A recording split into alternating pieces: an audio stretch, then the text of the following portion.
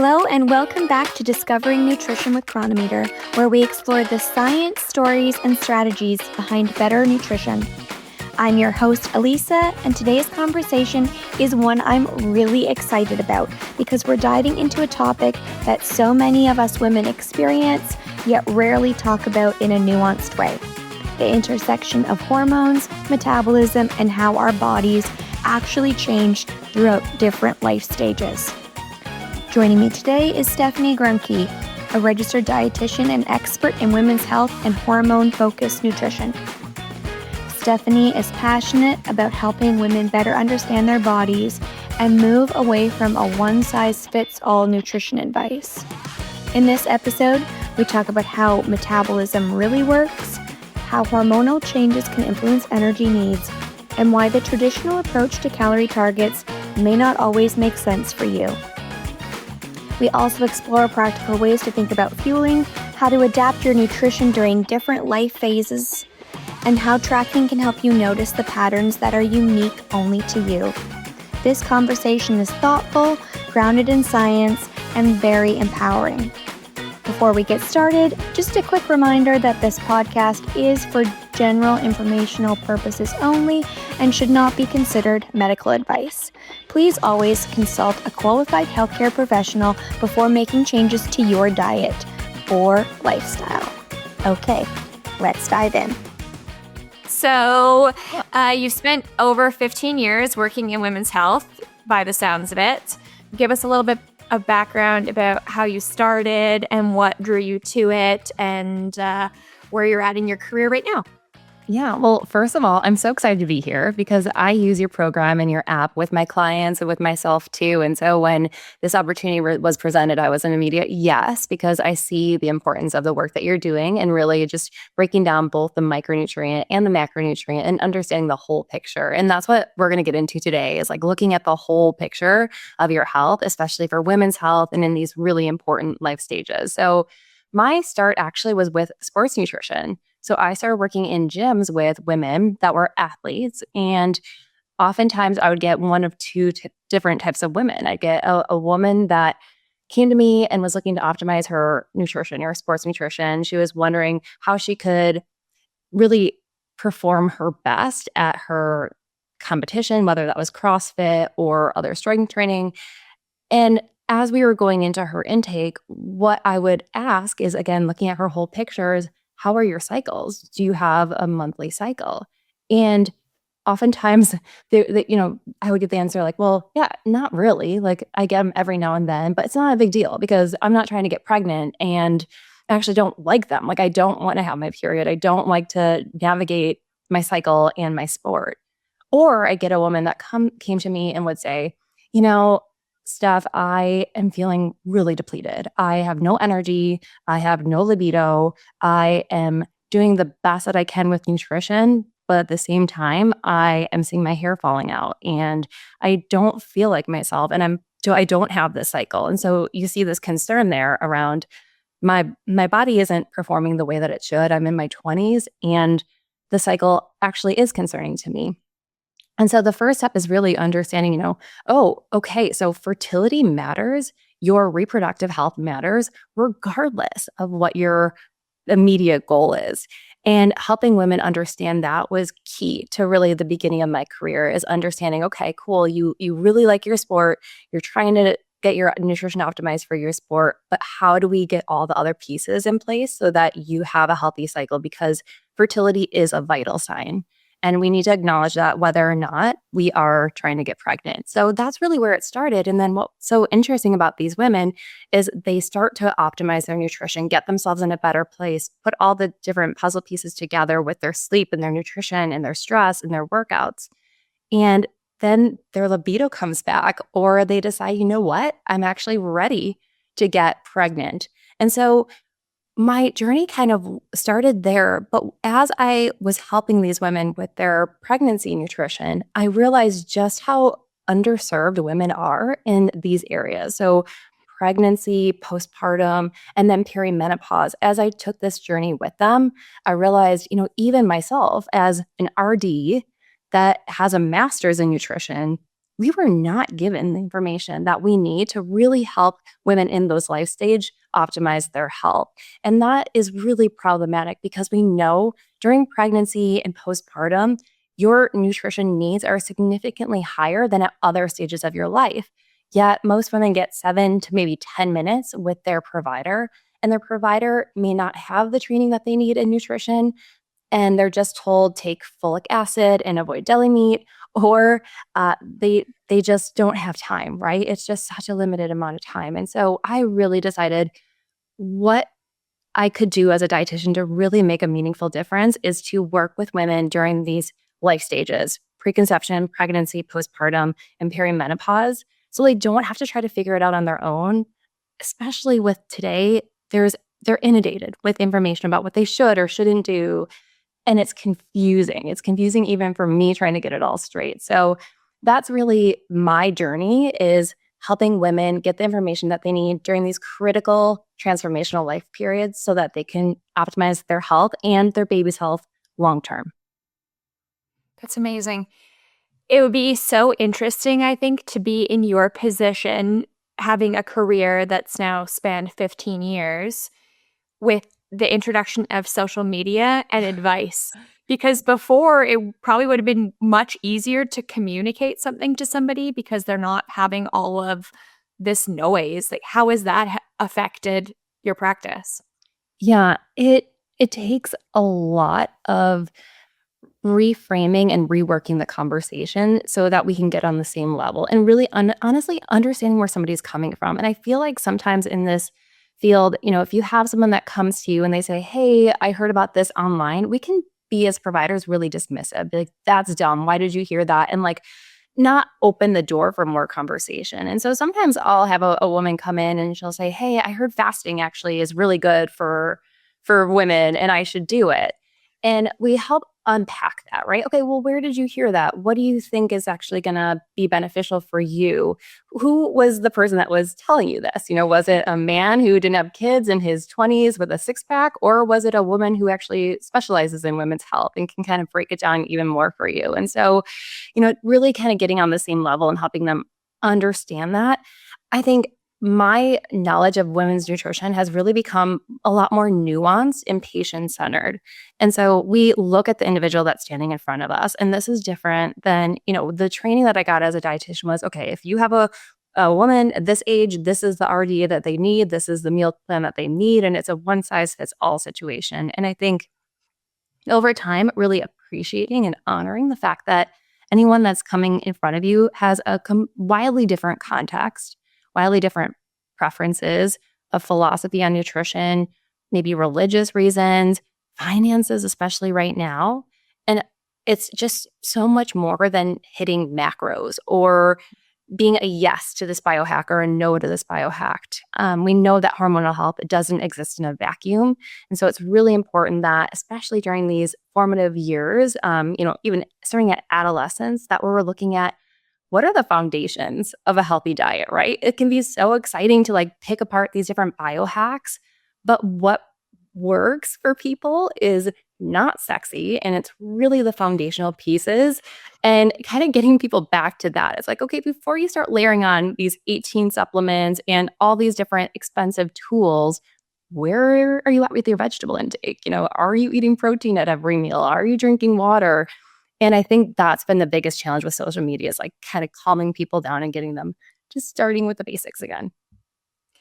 Yeah, it's not sexy. Actually, I did a nutrition course through Stanford. Just in my role, it would be like really helpful to just have additional information. And what I thought was really interesting is I would say 50% of the education that we touched on was, like you said, macros, micros, all that.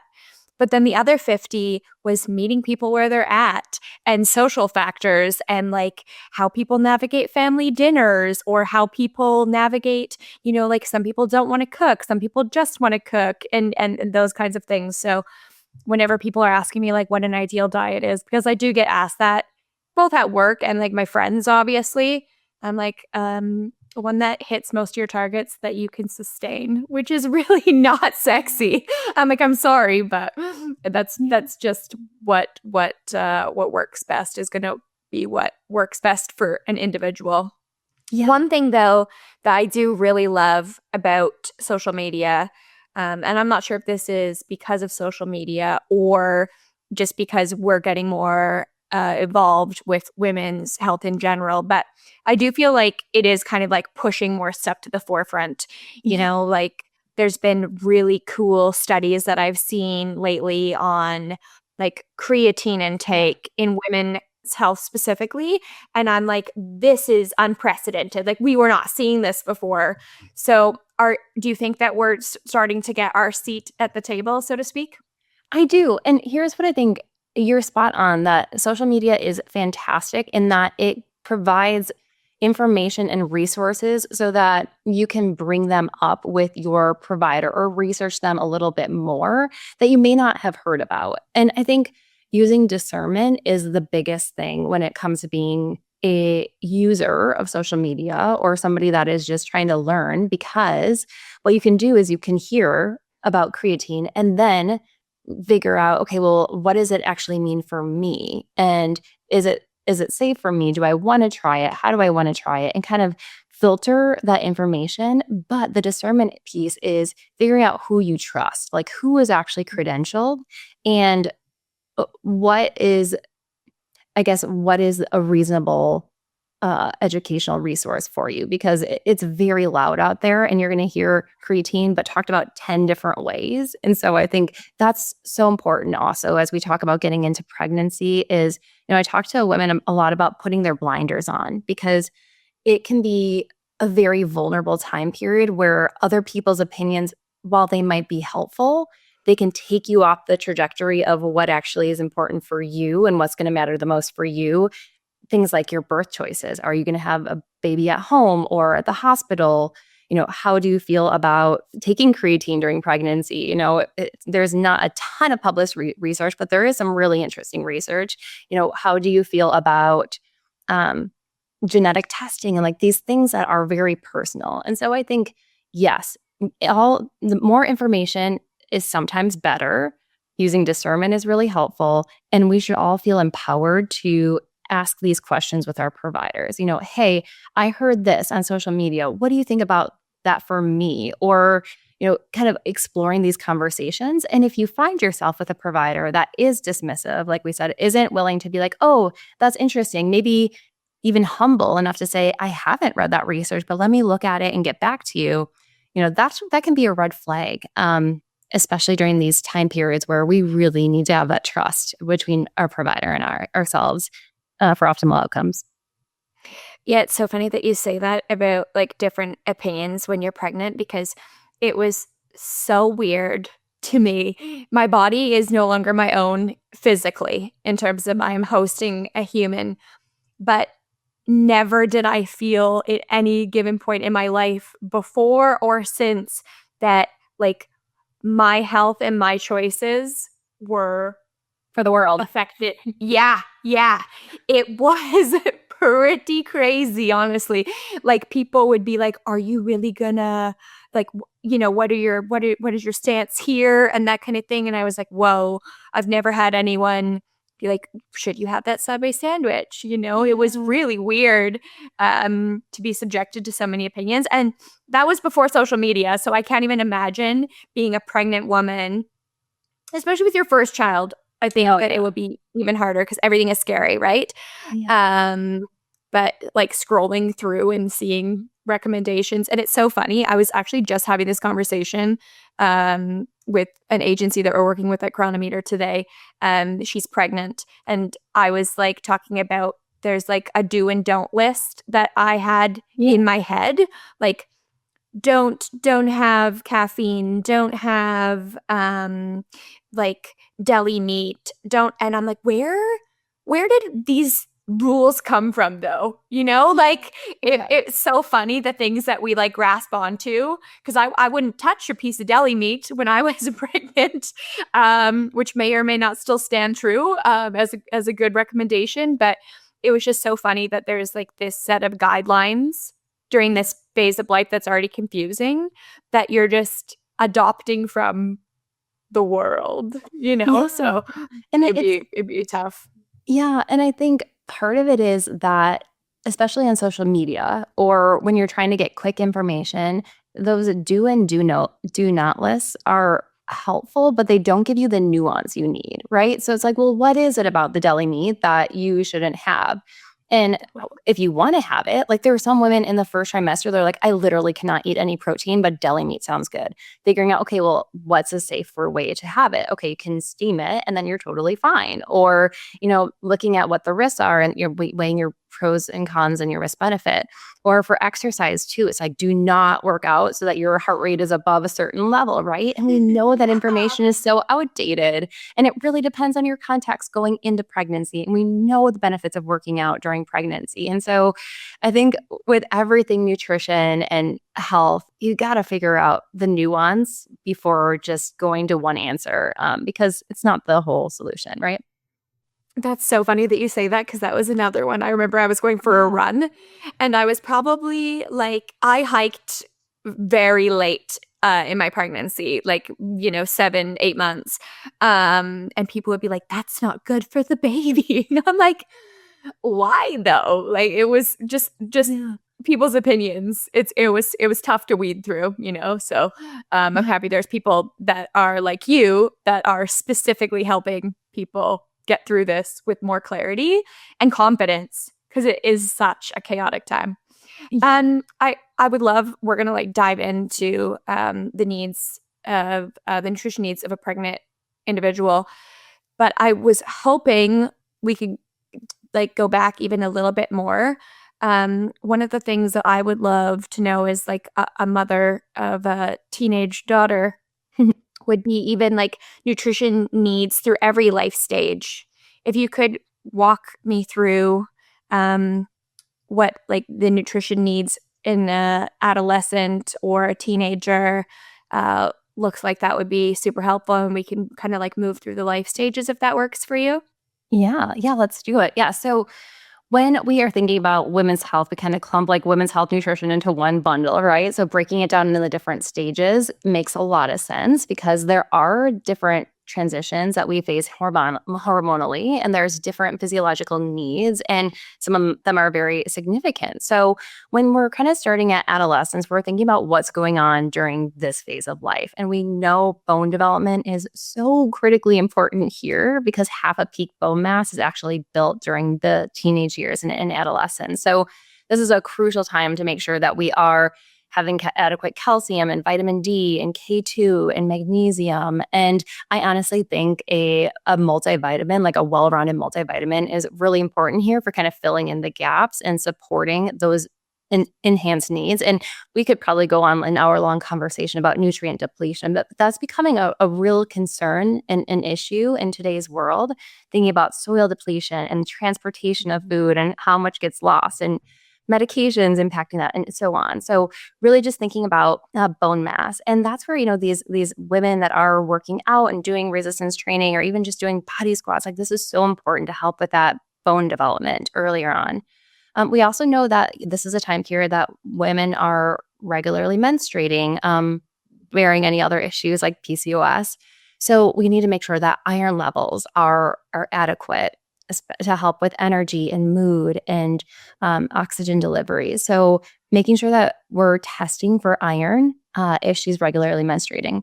This is also a time where, they're very vulnerable to the messaging that they're getting about diet culture and being skinny, and disordered eating can really come up here. So really making sure that we're nurturing a healthy relationship. And before we started talking, you were talking about the things that you're doing with your daughter too to really help set this up for success. So talking about being strong and how, working out gives us energy, and different fruits and vegetables really help with antioxidants, and that helps us with our immune health. And so kind of figuring out the language here so that we don't become susceptible to all of that diet culture. I mean, especially in the world that we're living in today with GLP-1s and just everybody seeming to shrink. It's we don't want to just shrink during this time where we're still growing, especially things like the bone mass that we talked about. So that's kind of the big considerations for adolescence.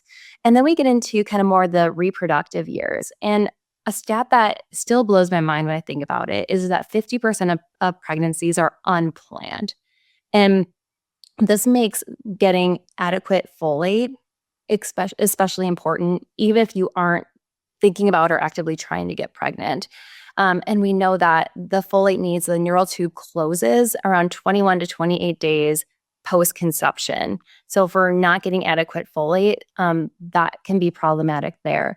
So that's really important. Again, we're still menstruating, so iron needs become really important.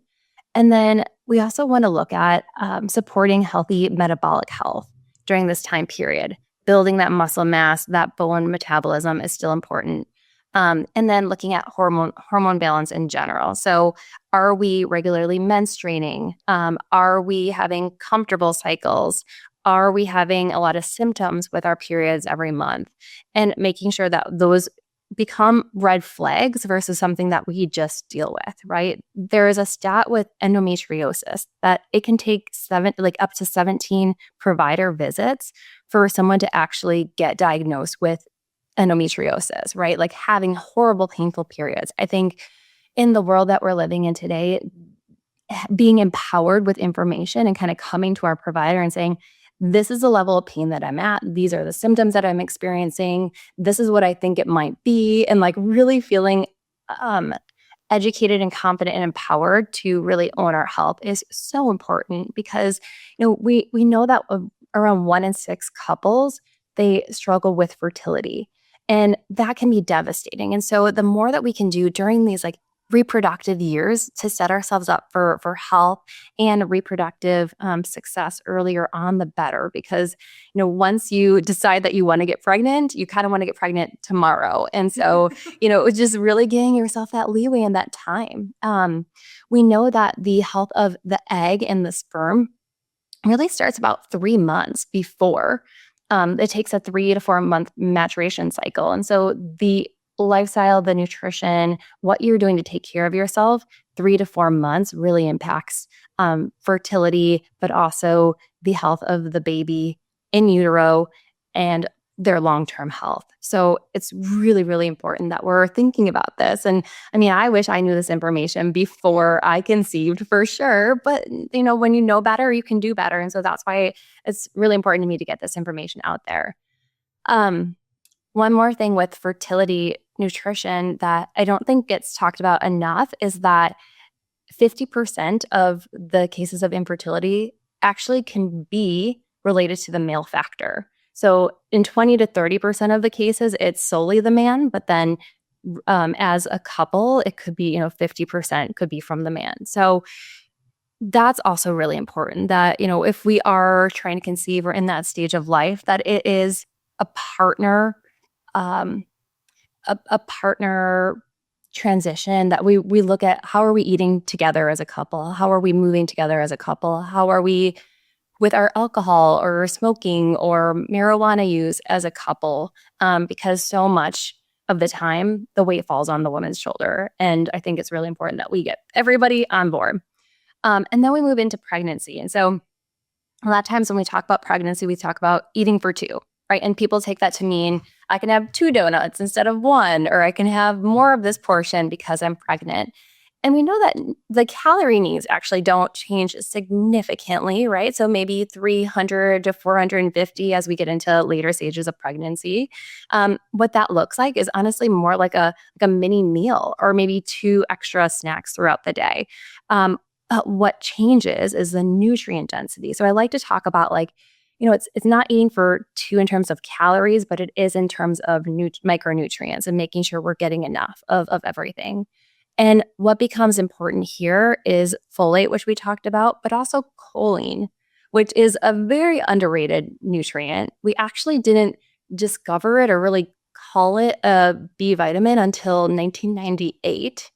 And it is essential for brain health. And there are now studies that are showing that if you consume around 930 milligrams of choline, which is about double what the adequate intake is for pregnancy, you can have impacts on your child's brain health and IQ and memory and focus for at least 7 years.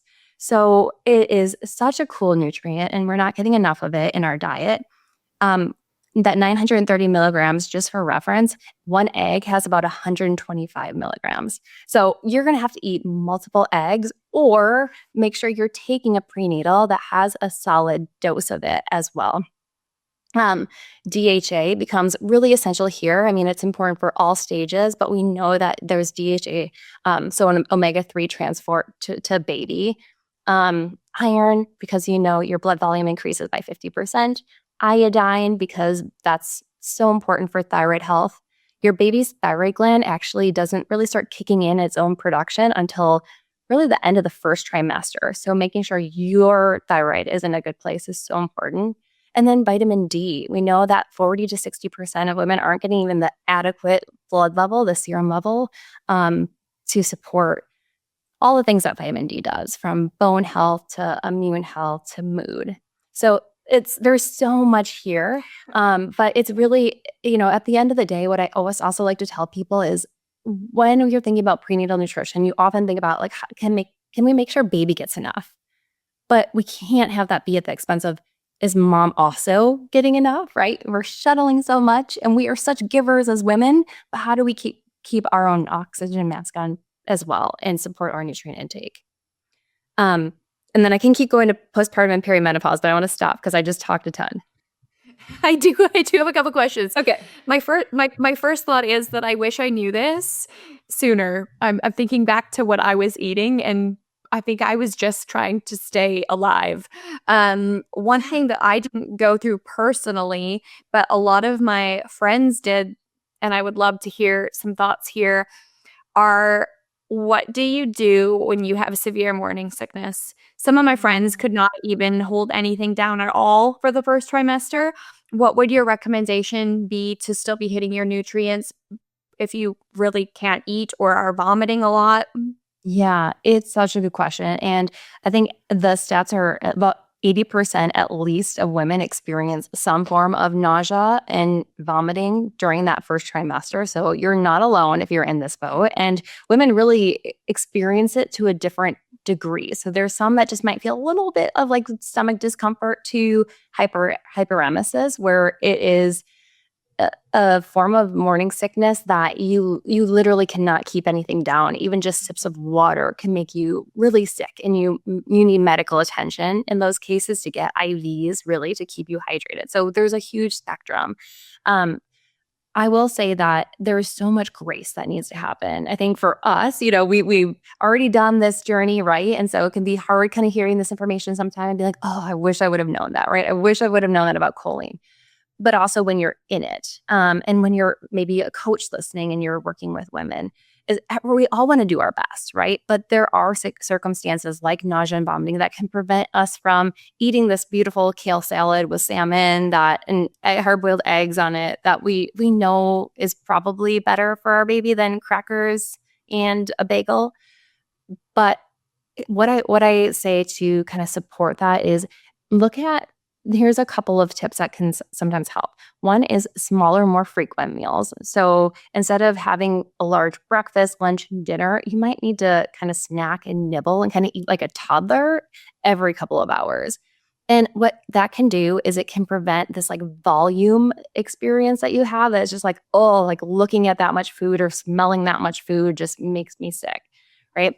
You also never know what's going to work and what's not going to work when you're in that first trimester, right? And so I would just, instead of planning these like elaborate meals, just being like, okay, I'm going to stock my pantry with things that I think are healthy and I might be able to get down. Maybe that's yogurt, maybe that's oatmeal, maybe that's like a beef stick versus like a steak. Maybe that's, a protein powder versus meat.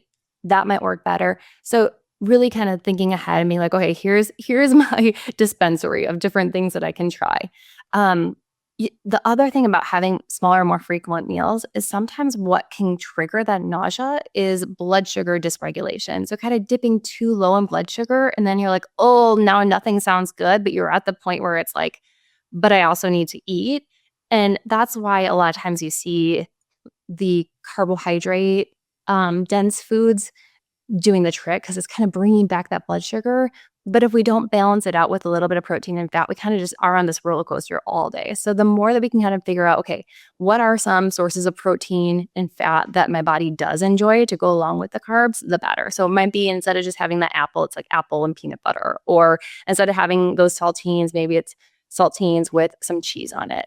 That will really help you round out.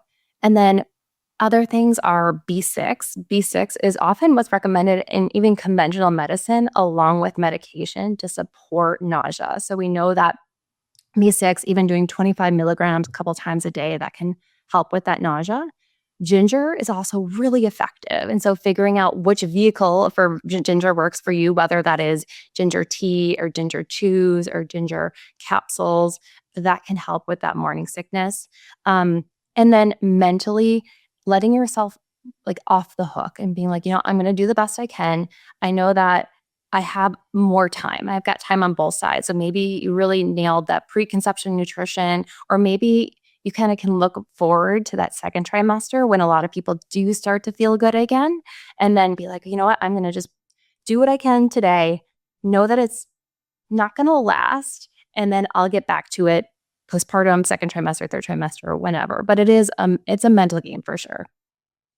Yeah, I think giving yourself grace is so important because we do tend to put our own behaviors and actions under the microscope, especially when we are carrying, a child that we already love. Like you already love your child when they're in your stomach and you just want to do what's best. But sometimes it's just not that easy, and to not get too worked up about it. This coming from someone who was too worked up about it. I have a couple of maybe like debunking things I would love to ask you, things that I believe that I haven't been corrected about since, that I'd love to see if they've changed in the last 13, 14 years. Are there guidelines for how much weight you should be gaining per trimester? I know when I was pregnant, it was like, I might butcher this, but it was like 10 pounds in the first 2 trimesters and like a pound after per week or something. Are there guidelines that way, or is that kind of like fallen by the wayside? And if there's not guidelines, how do people keep this in check and have like a healthy amount of weight gain? Yeah, it's a great question. And there are guidelines looking at where are you at when you start pregnancy? So kind of is based on your pre-pregnancy weight.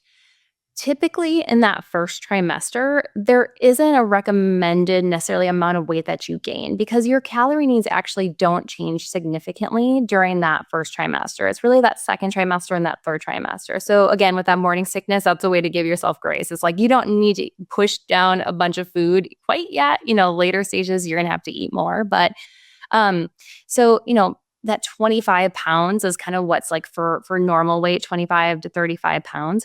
But here's what I'll say. I think we can get almost too hypercritical about what the weight gain is at the expense of kind of checking in with our body and how am I feeling and how am I fueling, right? And so I actually have quite a few women that don't look at the scale. They tell their provider, hey, I'm going to step on this, but I'm not going to look at it because I know I'm going to be triggered, or I'm going to make it mean something that actually doesn't mean anything. Where I would look at it and get concerned is if we're starting to gain weight rapidly, that could be more of a sign of that we've got some water retention. There might be something else going on, right? So if it's all of a sudden jumping up multiple pounds 1 week and you can't attribute that to maybe your diet, then we might want to consider it. But that's a case too, where your provider will let you know, hey, weight looks a little bit interesting this week. Like, let's kind of check out what's going on behind the scenes. So that's what I would say about the weight gain guidelines. You want to slow and steady would be the ideal situation, right? That we're looking at gaining 1 or so pounds a week after that first trimester. But that consistency with the weight gain, and then I find that everybody gains weight so differently. Some people, it's really slow and steady that second trimester, and then that third trimester, they start putting on weight more rapidly. And when we think about it, I think sometimes we get nervous because we think about like, oh, I'm gaining weight And we're not thinking about all the things that are happening, right? The placenta is growing. There's fluid. There's body that's rapidly growing too. There's so much more to the weight gain than the weight gain, and you're creating a human. So I think more often than not, my coaching is less about how much are you gaining and how are you feeling and how are you feeling. I love that. This was hard for me, if I'm being honest. Like you and I spoke beforehand.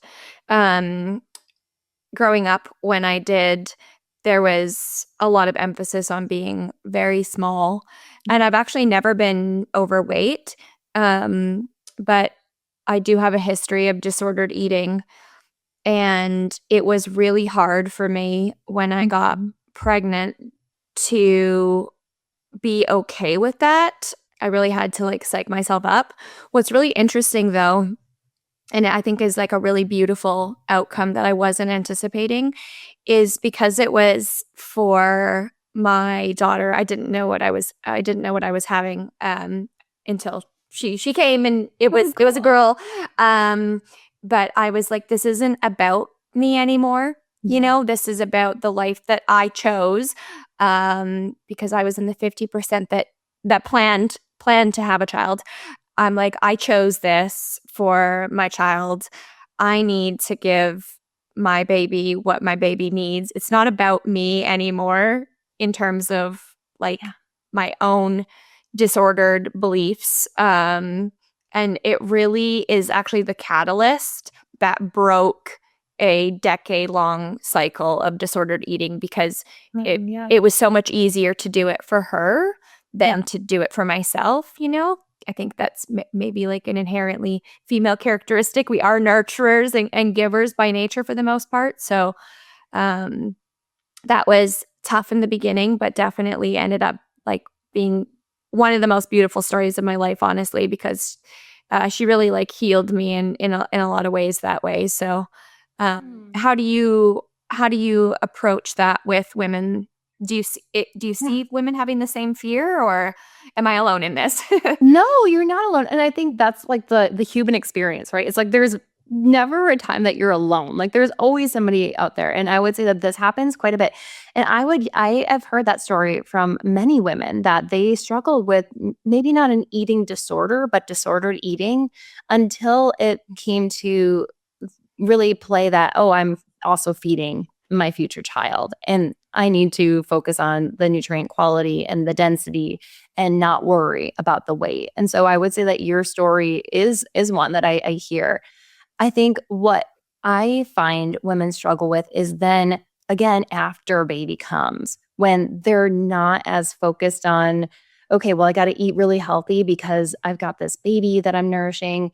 And then it becomes, oh, society tells me that I need to bounce back. Or now that baby isn't here, my body should look like it did before baby. And there isn't that grace and that understanding that it's not a snap your fingers and your body looks the same. I mean, women, there's so much growing and stretching and tissue remodeling and just even your hips and how you need to change your body to form and fit this human. And even weeks after you have your baby, months after, you might still look like you're carrying a baby at an earlier phase of your pregnancy. And that's really, I think, hard for women to navigate, especially with the societal pressure. And there's lots of messaging that, well, if you just breastfeed, then that is liposuction, they call it. Like the fat's just going to come off if you breastfeed. And that can be really difficult because it's not the case for many women, for many reasons. So yeah, weight challenges and body image during pregnancy and postpartum comes up very, very frequently. So you're not alone. That's very reassuring to hear. It's funny too, because, and I think we're getting better. I think we have better manners now than we used to, just as a society in general. I think that most people know it's kind of like taboo to comment on a woman's weight in any life phase now. So that's great. But it was really funny in my own experience to just be like rewarded or congratulated for like getting back somewhere. That was really tough, but also like an ego stroke. It was like a weird thing for people to be like, oh, like, you're looking so great. Like, it doesn't even look like you had a child. Like, those kinds of things were heavily rewarded, especially amongst women. Oddly, like, no man would ever have said anything that way.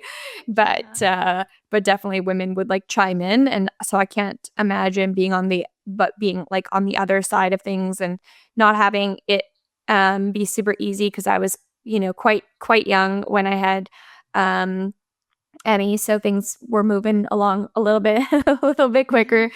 But yeah, it would be really tough to really feel like you're not where you want to be or where you thought you'd be.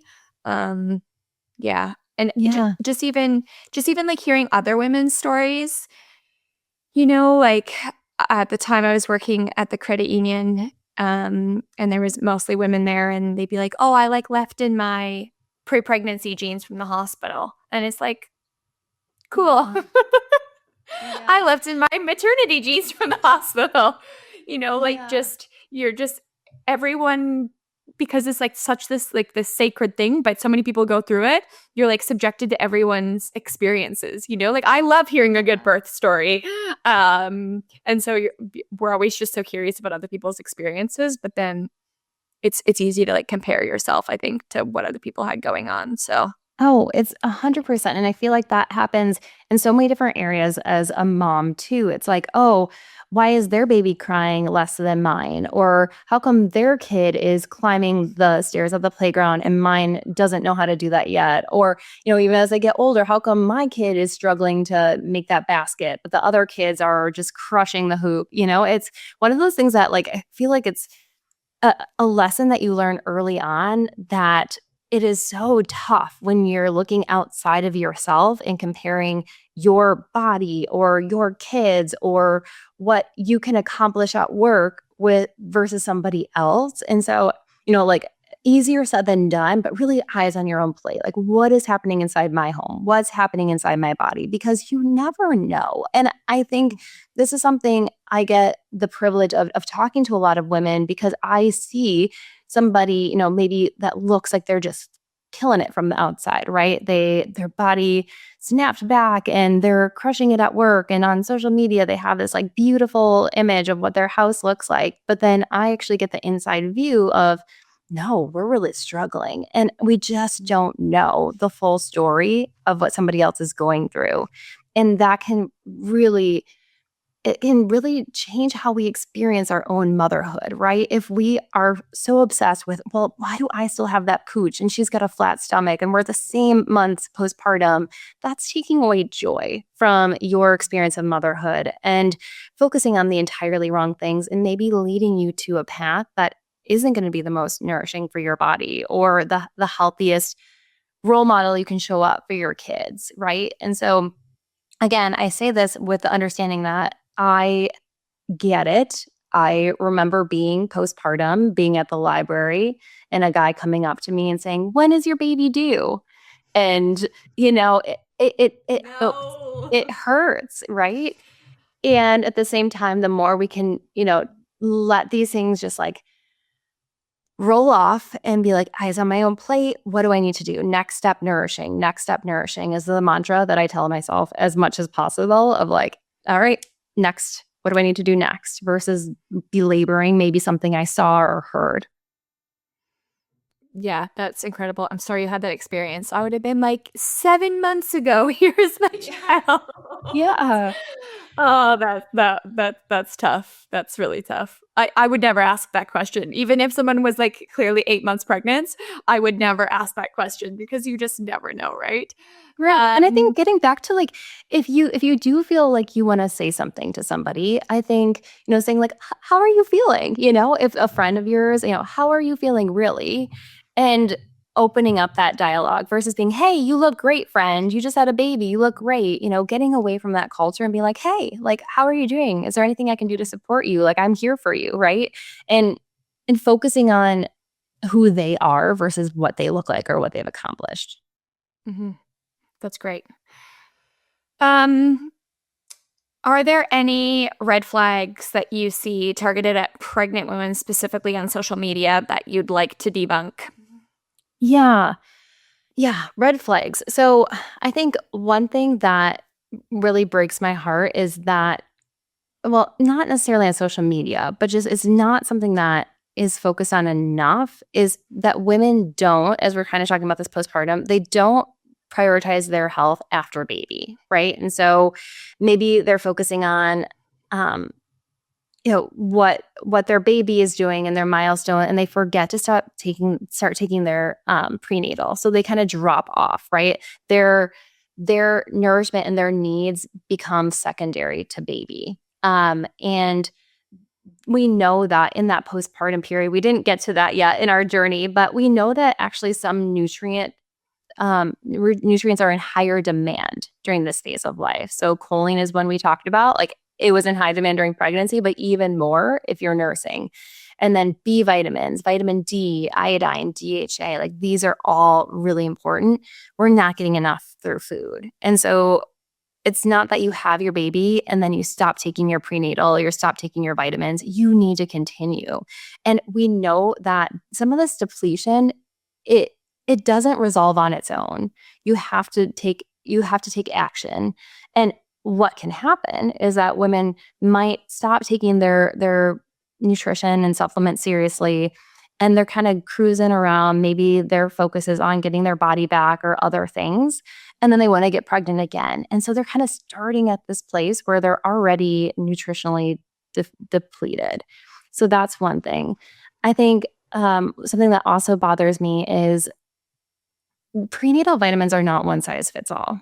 And it's really important that you choose one that has optimal amounts and optimal forms of nutrition. And sometimes there is marketing for prenatals that maybe only have 12 nutrients in them. And we know that your body needs more than 12 nutrients to grow a baby. And so really looking at, what am I taking during this really nutritionally demanding point in my life to help set my nutrient stores up for success and to grow a baby. And so I think that's another one, is just you can't get everything from food, and you can't get everything from a 1-a-day vitamin or a gummy vitamin or a 12 nutrient vitamin that is, even if it's marketed really pretty. So I think those are two that frustrate me the most. That's very helpful. I love it. I love a gummy vitamin. And then I actually look at what's in there and I'm like, whoa, because it tastes good. So you're more likely to eat it, right? But then you're really missing out.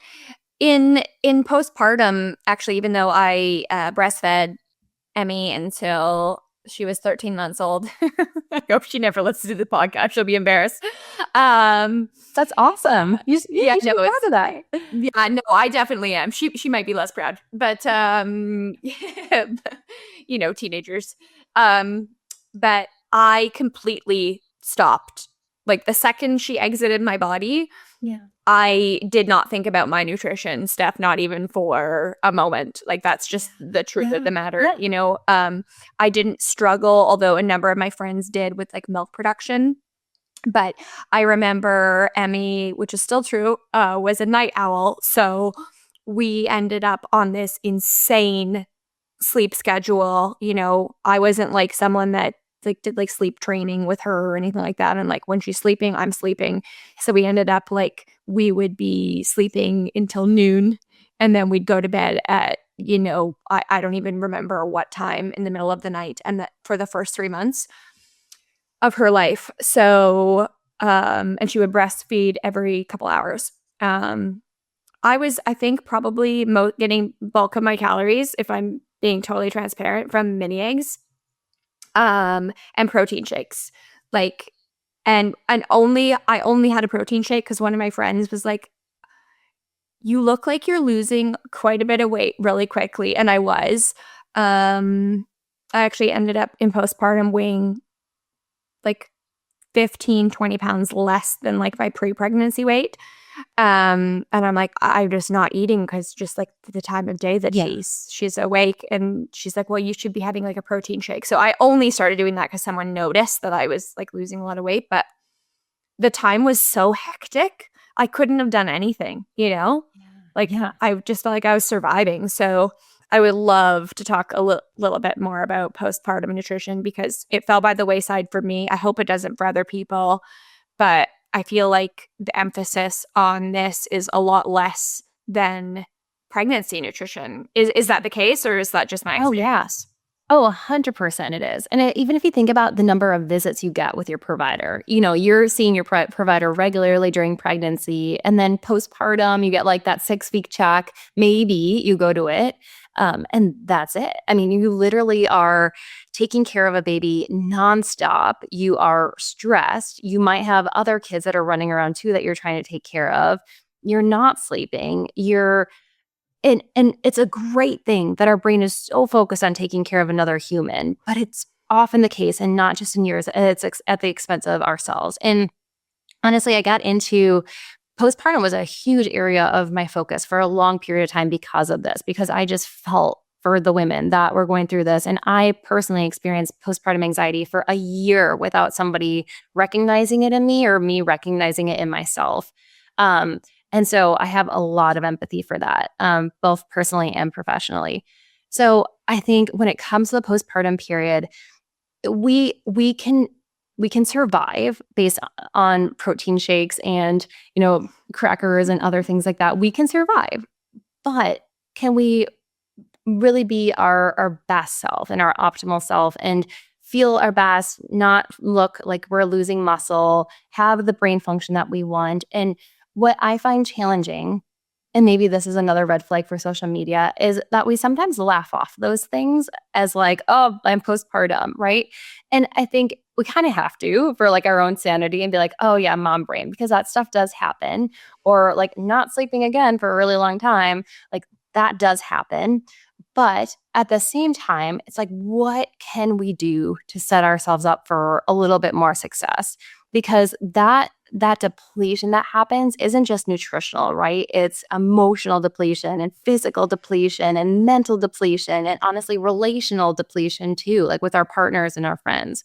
And so, I in ideal circumstances, this kind of happens before your postpartum, right? Because when you're in it, and it can be really hard to see like the forest through the trees, right? Because every day just feels like there's so many demands. And so when possible, thinking about not necessarily how cute like your bedroom is going to be for the baby and all those kind of things, but how do I put myself first? Because I know I'm going to put baby first. And so that looks like figuring out what your resources and your referral system looks like. And I created this framework through my postpartum reset program that I created, where the very first step, before we even get into the nutrition and all those kind of things, is how do you reset your environment?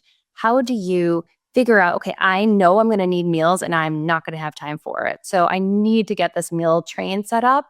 Maybe I set it up for myself because I don't know if my friends are going to. So I'm going to set it up. I'm going to say, these are the foods that I like or can't have because of allergies, and send it out to everybody that I know and let other people help me, right? Or I'm going to talk to my partner and say, you know what, these are the tasks that I usually do. I know I'm not going to have capacity to do it. I need you to help with a couple of them. Which ones can you help me with?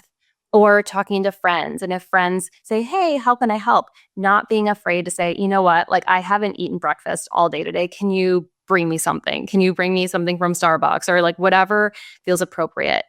Talking to mom friends and saying, hey, I am feeling really resentful right now. Like I don't want to be by my baby. I'm touched out. I haven't had anything but coffee this morning. Can you take my baby for 15 minutes? And I think the more that we can show up for ourselves that way and ask for help and use our voice, the more that we're going to empower other people to say, oh, hey, she did that. I'm going to do that too. When I see a mom send me a meal train for herself, I'm like, good for you. Like, I love that because she's advocating for her own health when she knows it's going to be nearly impossible for her to do it when she's got this baby in front of her helping. So it's never too late. I'll say that it's never too late to start advocating for yourself. But the more that you can do it before baby comes, the better. And you might learn this with future kids too. It's like, oh, I realized I needed a lot more help than I thought I did with my first. So for my second, I'm going to make sure that all these things are in place.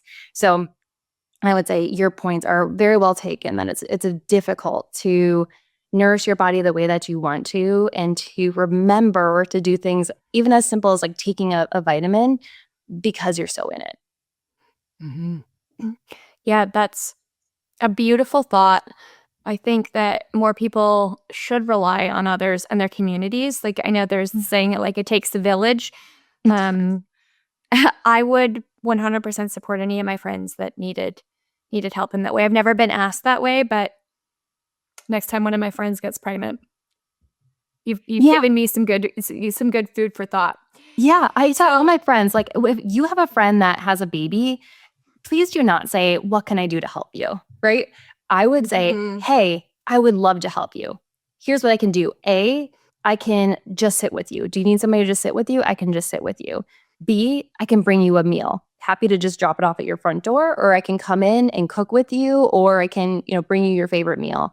Or C, like I can take you out of the house because you need to get out of the house, or take your kids out of the house because they need to get out of the house in your hair, or take your baby so you can sleep." Like giving a couple of options, it's the best gift when you're receiving it. Like even now, like if one of your friends is like, "Hey, you've been working overtime, like here, I'm going to bring you something from your favorite restaurant or this, like, what do you want?" You're just like, "Oh, okay," takes the thought. Because sometimes even like knowing what you need, or it just feels so jumbled in that. So that's what I would advocate for friends of people that are postpartum. I love that. So obviously you've just had a baby and you're so overwhelmed. Steph, in your opinion, what are 2 to 3 non-negotiable nutrition priorities you'd recommend people start with? Yeah, I would say number 1 is to eat enough.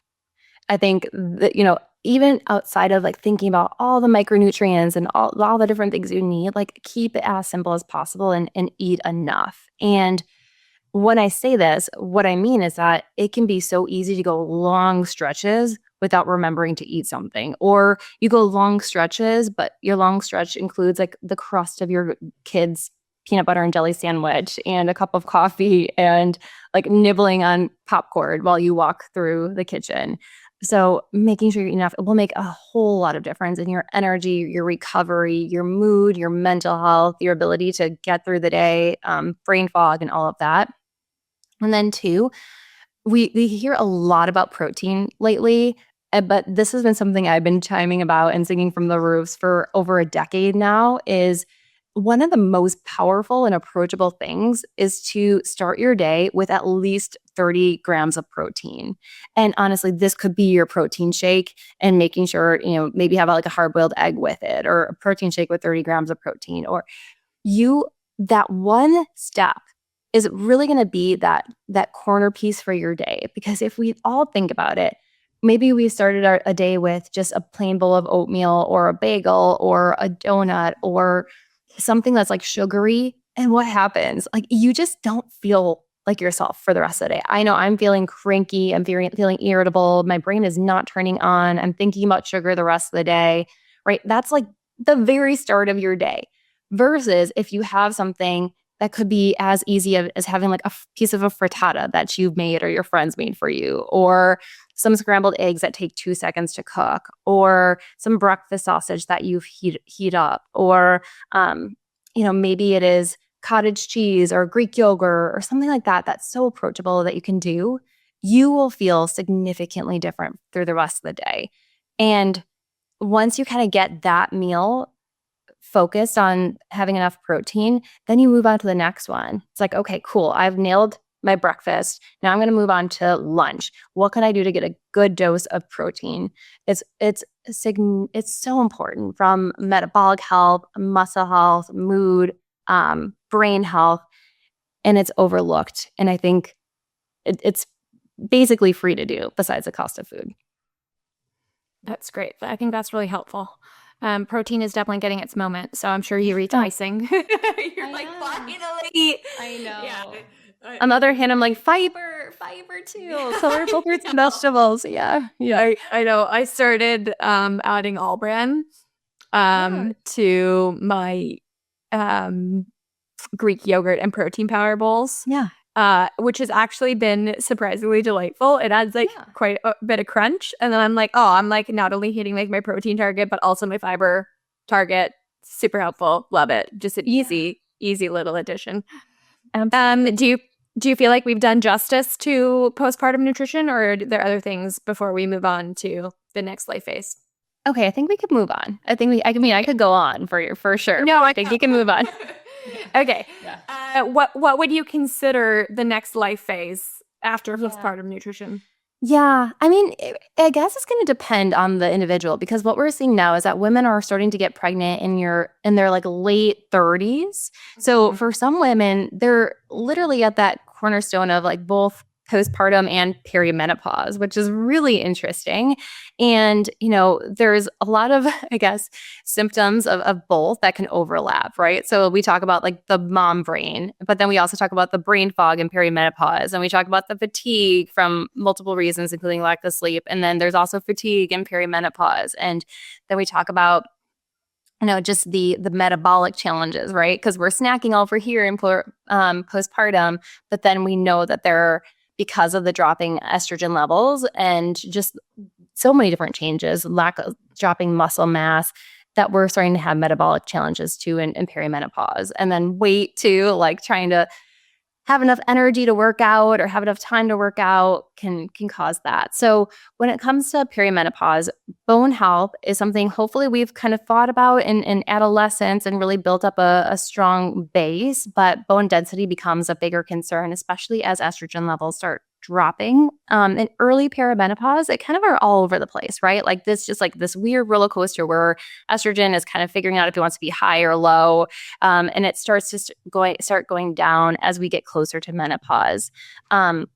Muscle mass becomes something that starts to decline without intentionality. And so this is why protein actually becomes, kind of from the pregnancy through postpartum and perimenopause, protein becomes increasingly important. And my recommendation has always been 1.2 to 1.6 grams per kilogram of body weight, of a healthy body weight. And now we're actually seeing that in the dietary guidelines, which is actually a really cool piece of the new dietary guidelines. That 0.8 grams per kilogram, which was recommended, was not helping anybody. It was really the bare minimum to prevent like disease state versus really optimizing our health. So thinking about that as we go. And then from a metabolic perspective, I think making sure we're moving on a daily basis. I feel like, in that postpartum period, you are moving a lot, right? You got the baby, the toddler, and all those types of things. And so you're more active throughout the day. And as we move into perimenopause, it becomes easier to become more sedentary throughout the day without that intentionality. And so that can also impact our blood sugar. And so this is a point we might need to kind of look at, well, what is our activity level and what is actually our blood sugar doing, and personalize our carbohydrate recommendations based on that. And so this whole like go keto or go low carb when you're perimenopause or menopause, maybe not. It really depends on the person. And this is where I think CGMs are incredibly useful. A CGM is a continuous glucose monitor, and you put that on the back of your arm. You can put it on for 14 days. You can put 2 on and kind of get data for a month. And just like what you're doing with Chronometer too, of like really personalizing what your nutrition looks like and making sure you're getting the right amount for you. The glucometer or the glucose meter can help you understand, okay, how are you setting your meals? Are you actually needing a little bit more carb to get you in a good amount? Are you eating maybe too many? Do we need to balance your plate with more protein to get you in a good place? Where are you seeing these spikes and dips throughout the day? It can be really helpful to kind of figure out what that looks like for each individual person. So I think looking more at metabolic health and muscle is going to become important as we get through perimenopause. I love that you just mentioned the CGM, because I have one literally sitting in my kitchen right now. And I've had it there for a couple months, and I haven't put it on, and I'm like, do I want to know? And you just kind of like, I think you just kind of like push me over the edge, because I'm such a data nerd. I've checked my nutrition every day. I have an Oura ring. I have a Garmin. Like, I'm very motivated by data, and maybe sometimes a little obsessive. I laugh because I still think it's healthy. It's not like driving my life by any means. But I'm like, but I can't unknow. Like once I get the data, I can't unknow how these different foods affect me, and that can make me sad because I really love eating. But I think I'll give her a whirl after this conversation. I would say that's a great point to bring up, because I feel like any of these tools can be used for the good, or it can be used to kind of work against us and make us overthink things. So even something as like an aura. There are some people that I work with that are like, if I see my data for the day and it says my like resilience score is off and that I need more restorative time, and then I just don't work out that day because of this information, but I'm actually feeling okay, right? Or maybe they think that they had a really good night of sleep, and they see their data and then they're actually like placebo, like feeling more tired, right? Or they just become obsessive with that information, right? And so again, this is where the nuance comes in, is like, for some people, I actually tell them, like, do not do it. Do not. That's not going to help you. Really focus on how you're feeling and check in with your body and work out in a way that honors that versus what your ring says. Same thing with the CGM is, I think some people can get really obsessive with it. I've worked with individuals that they're like, well, I just need less starchy vegetables or less vegetables on my plate because I'm getting a glucose response. And it's not that we don't want a glucose response. We don't want it flatlined throughout the day. But what we don't want is these like major spikes and then drops that go below baseline multiple times throughout the day. Your blood sugar should increase. And so I think knowing where you are, and then with these tools, also checking in on like, oh, how is this making me feel? I put the CGM on and now I'm starting to become a little bit more food obsessive, or I'm starting to question things that I feel like are healthy, that I enjoy, and I'm going to cut them out, versus figuring out like, okay, how do I model this meal to make that food work? Like maybe I need to just have a little bit less of this, or maybe I need more protein or more fiber, or maybe I can just literally take a little walk after and I'm fine.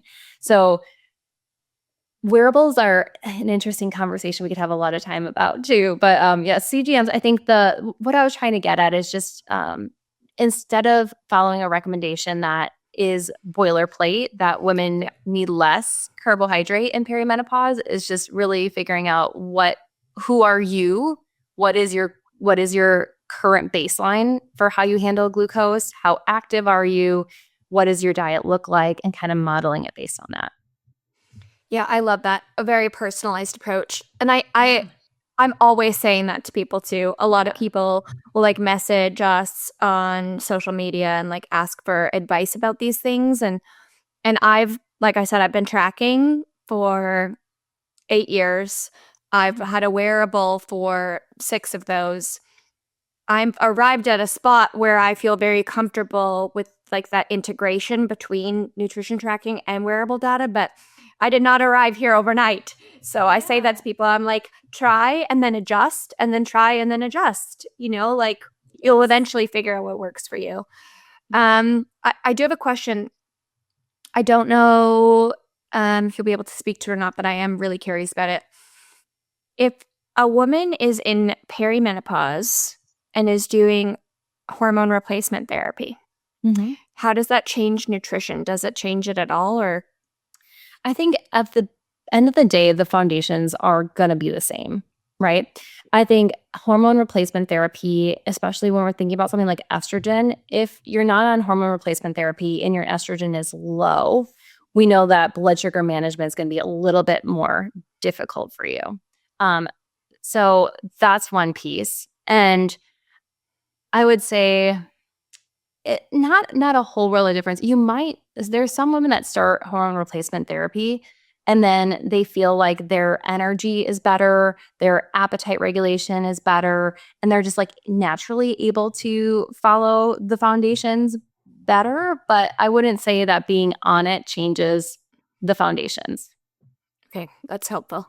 Yeah, I'm just seeing a lot more of that lately, and I've just never asked, and I was just really curious like how that would affect your nutrition needs, if at all. But I would say like kind of like not being on them might require you to be a little bit more intentional. So for example, if your progesterone is low too, you're going to have to be a lot more intentional about not stressing your body out with exercise or restriction or those kind of things, because that's going to tank that progesterone even more, right? So again, it's all things that we should think about, but you might need to think about it a little bit more if you're not on HRT. Okay, very helpful. So then menopause comes along, and what what do we do nutritionally then?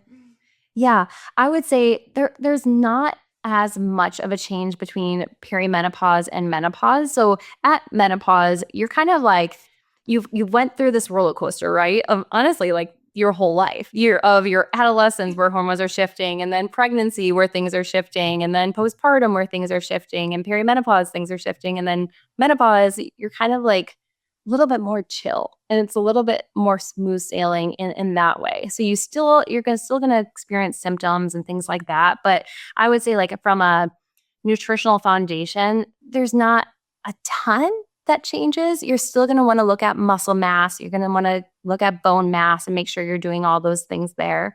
I really do highly recommend hormone replacement therapy for individuals that it's the right fit for, and we're becoming to see that it's a good fit for a majority of women. So of course, talk to your doctor about that.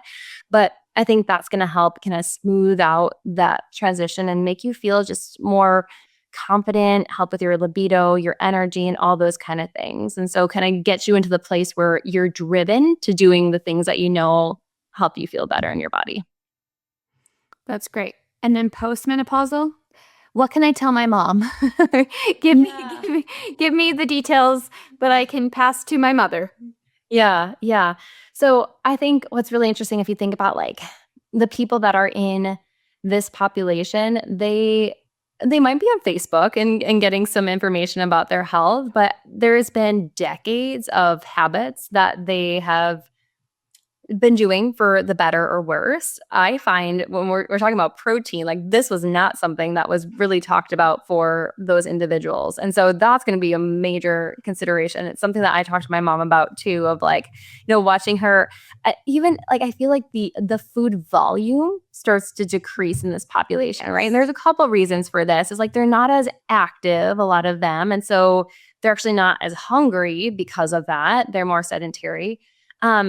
I do feel like their, taste buds do change. And so they need to have more enhanced flavors and to really experience the joy of food, or maybe like their smell is going down, or their, those kind of capacities, their sensory experience, they require more.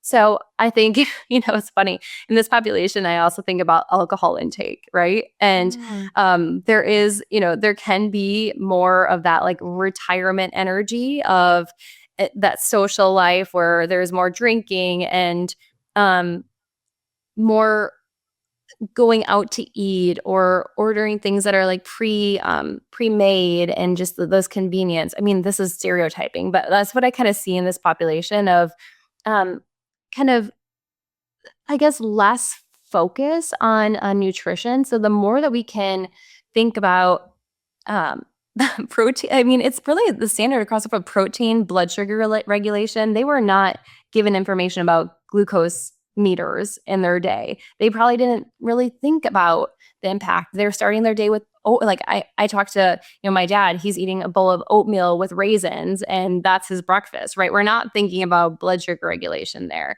and so I think it becomes more about education of why do these things actually matter, because that piece might be missing. And information and education is always the first step before somebody takes action, right? There are people that will just blindly follow what people recommend, but a lot of us need that, what will this actually do for me? If I have protein throughout the day, then I'm going to be able to go out on the golf course with my buddies and, feel my best and hit the ball farther. If I am more mindful about my alcohol intake, I'm going to be able to sleep better. I realize having that glass of wine actually isn't helping me sleep postmenopause when I'm really struggling with sleep. It actually is making my sleep worse. And so I think, that's another one too, sleep, is just making sure we're optimizing sleep.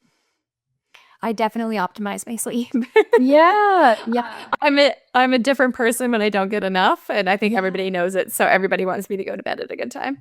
Yeah. I say that to Emmy all the time. She's a teenager, obviously, so she does not care about sleep in the same way. And I'm like, you will be better off if you can develop some good sleep habits. She's at the stage now where like napping is cool. It's like napping was like brutal. No kid wants to nap. No kid wants to nap. But now she's like, I actually like a good nap. And I'm like, you've transcended.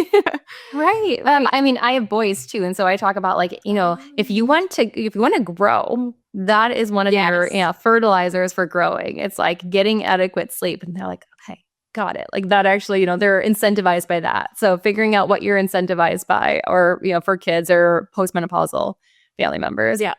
I'll have to figure what that is with Emmy. Maybe like clearer skin health or something. Yeah. I was just gonna say, yeah. I'm like, oh, I have an 11-year-old. This was a couple years ago. That's like moisturizing. I'm like, I know you have no idea. It's so funny. I like think about I don't even think I drank water at all in like middle school or high school. And though these I love it. They're having these like huge 40-ounce water bottles, and they're going and they're moisturizing their skin and wearing sunscreen. And I'm like, well, I wish we would have gotten that information.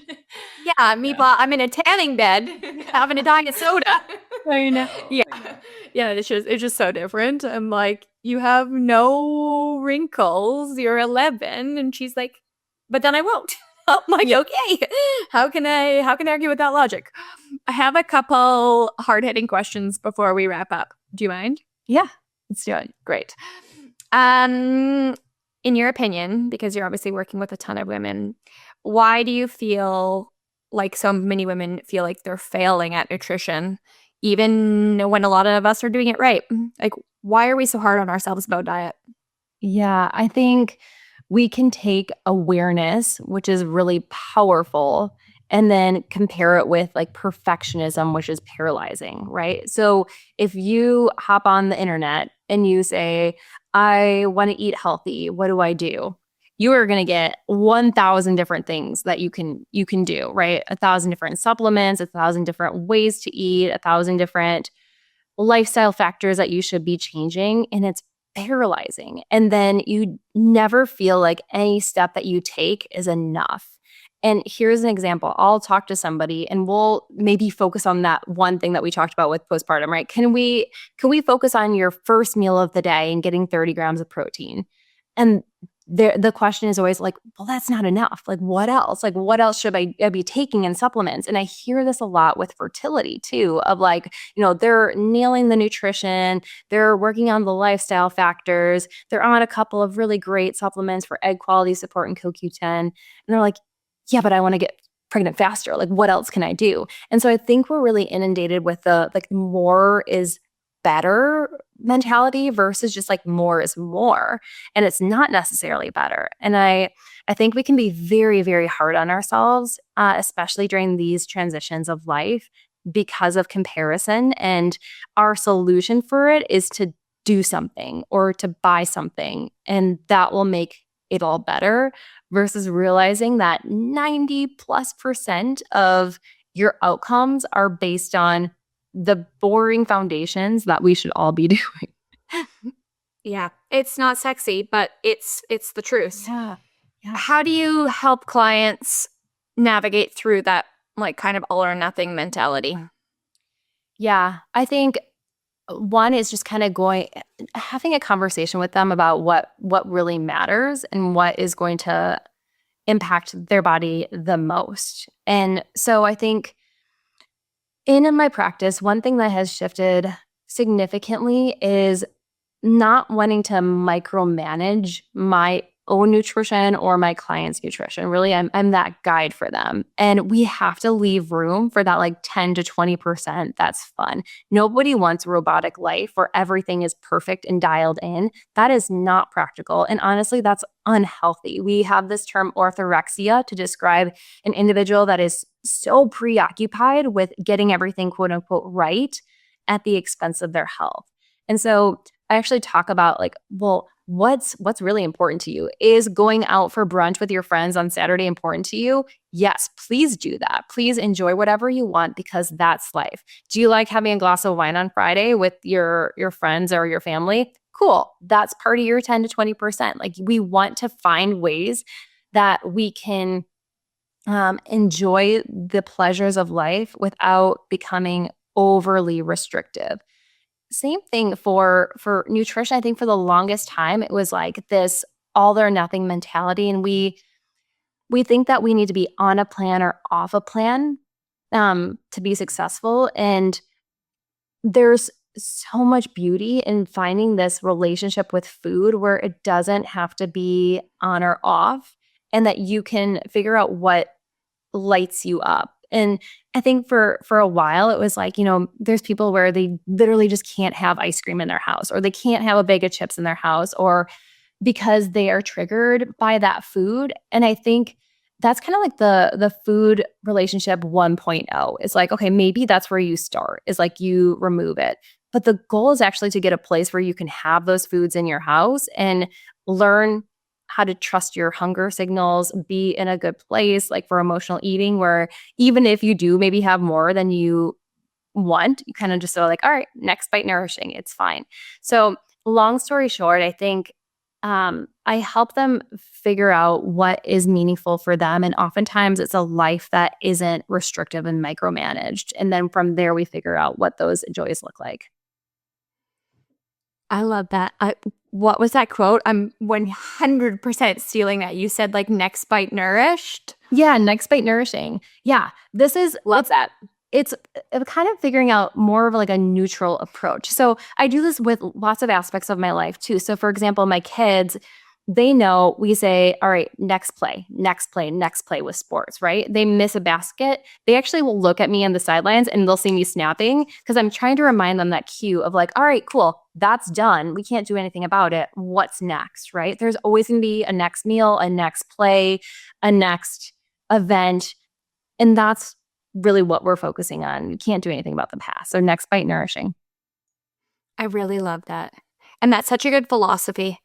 I think that moderation is one of the hardest things to learn. It's taken me a really long time, but it's the one thing that I've unlocked that's made my diet sustainable. Is that I don't have anything that's off the table. Like I really don't. If I want something, I'll have it. And I remember when I had disordered eating tendencies, like in high school, I would forbid myself from having foods, and then I would like write a list of things that I would be craving, and then on it, like a cheat day, I would eat those foods. And now I'm like, if I want something, I'm going to have it. And people are like, I don't understand how that works. So like, how do you reach your goals and eat whatever? And I'm like, it's because if I have a little bit of something, I don't tend to overeat it because it's not taboo anymore. Like it's been very freeing. Yeah, it is something where it's so true, and it does take practice. And I think that's what some people forget is you can't go from somebody that will binge on the chips to somebody that can walk past and have like a handful and be good. Like that happens over a period of time. And I think it happens over a period of awareness too, where you have that whole bag of chips and you're like, ugh, that didn't feel very good, right? I'm going to figure out what I need to do next time. Or, maybe it's then you move to putting the chips in a little container and then go sit down on the couch. And if you want more, you would have to walk back, and kind of putting a little bit of resistance or barrier between you and the immediate gratification, right? But I think there's a lot of ways. For some women, I find that actually counting their macros is one of the approaches that gets them from the binge restrict cycle to a healthier place. Yes, because right here. You move to like, oh, I can have anything. I just have to be mindful. It's like kind of our bank account too, right? Like you can purchase things, but you got to be mindful because it's kind of going to come from somewhere. There's going to be like a debt that you have to pay. And so kind of thinking about it in that way of like, okay, cool, I can have anything, but there is going to be an end result to how much I have of that thing, and becoming okay with that. The more that we focus on not having the food, I find that you crave it more. And it's kind of that like reptilian, like toddler brain, where if you tell your kid, no, you can't have that, they want it more. And we're the same. I mean, we're the same. If you're like, no, you can't have ice cream, it's like, oh, I'm going to find a way to get ice cream, and I'm going to eat a lot of that because you told me I can't. Versus being like, hey, you want to go for ice cream? Sure, I'll have a scoop and be good. It's so freeing when you can get to that point. And I do think that it is possible for most people to get there, but it doesn't happen overnight. No, I agree. for me, it's been a hell of a process, honestly, but I'm happy to be on this side. And that's what I really want for all of our users, because I see people up like starting kind of in the place that I started at. And I'm like, it will get so much better, I promise. I just have two more questions for you, then I'll release you back to the wild. This has been so great. I love it. But how can women think about nutrition as a long-term investment instead of just a short-term fix? Because I think that might be the crux of the problem.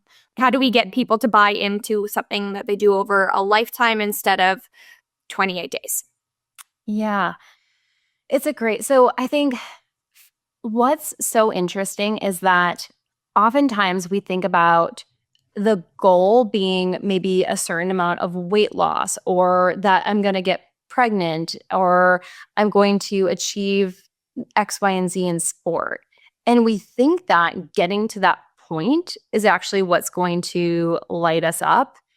And we forget that the steps along the journey actually are the fun part, and the part that we get to model, and we get to choose what that looks like. And the mindset piece is really figuring out, okay, how can I move from an outcome goal to a process goal? And what I mean by that is figuring out, okay, if I know I need to eat healthy to get to this goal, how can I make it fun for me? And kind of like still keep in the boundaries of what a healthy diet is. And so it's so simple. And I know it sounds so silly, but like for some people, it's like, well, okay, I know I need to eat greens. I need to eat a salad.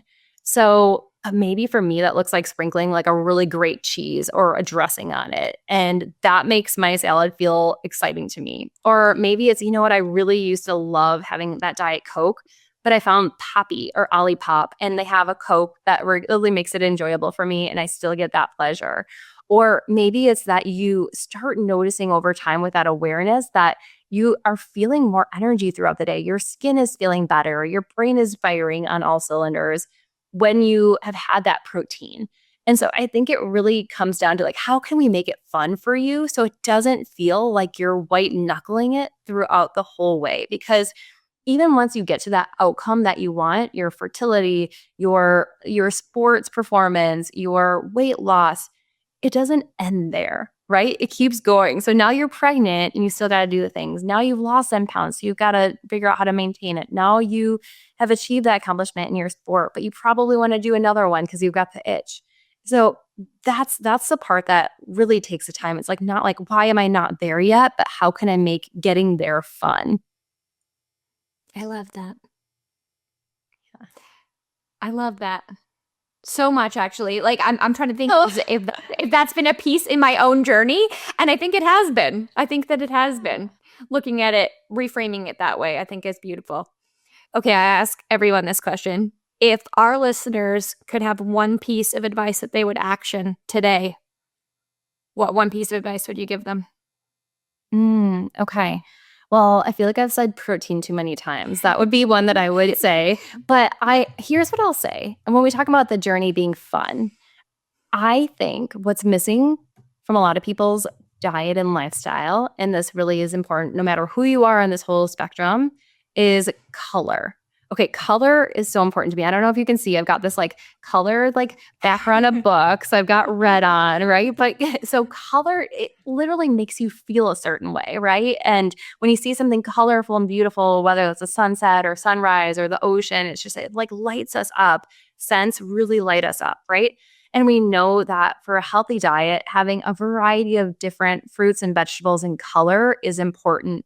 And as a mom, it's one of the things that has made being a mom really fun for me is like figuring out how I can get my kids to eat different fruits and vegetables. And for them, if I put out a tray of just really different colorful fruit and like a fruit salad, or if I cut up with different kinds of sliced peppers and tomatoes and carrots, like you're like seeing all these colors in your head, right? That's not something that we see on a lot of Americans' plates right now. It's, a lot of browns and whites and those kind of things. And maybe like the broccoli speckles here or some like plain iceberg lettuce salad here. There isn't a lot of color. And we're going to get different antioxidants, phytochemicals from different color, but we're also going to get that fiber that a lot of us are not thinking about when we're focusing on protein so heavily.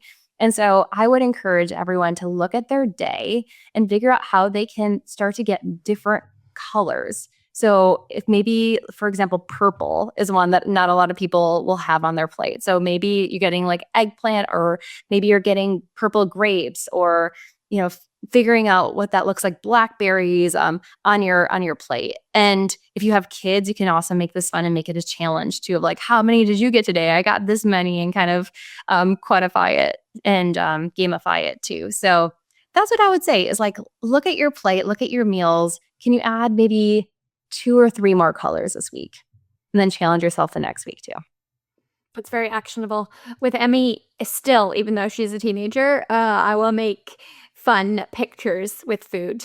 I will make, blueberry clouds and suns from strawberries and oranges, and I think it's delightful. So she's like, and this is not cool, Mom, but it's they appreciate it. It's one of those things that they really do appreciate. My mom, their grandma, will do that whenever she comes and visits from Florida, and they like ask her. They're like, "Can you bring those like candy eyes so that you can make those characters?" She'll make worms and stuff like that for them, so they remember. And I do think that she'll appreciate it. She'll probably come home from college, or come home when she's married and be like, "Mom, do you remember?" Like, I feel like that's gonna stick with her head. But it really kind of boils down to the fact of like making it fun, right? Instead of being like, "Oh, I have to eat more fruits and vegetables," it's like, "Oh, how many can I have? And can I make it into a cool shape and form?" And making it playful, right? It doesn't have to be so serious. Yeah, even for adults. Also, does do that for my partner. Here's also a plate with suns made from oranges. Like, who doesn't want that? Who doesn't? Stephanie, this has been so great. I'm sure our listeners are going to want to hear more of you. So can you tell us where we can find you? Or if people, I'm not sure if you're, taking on clients, but if you want to shout that out too, that would be incredible.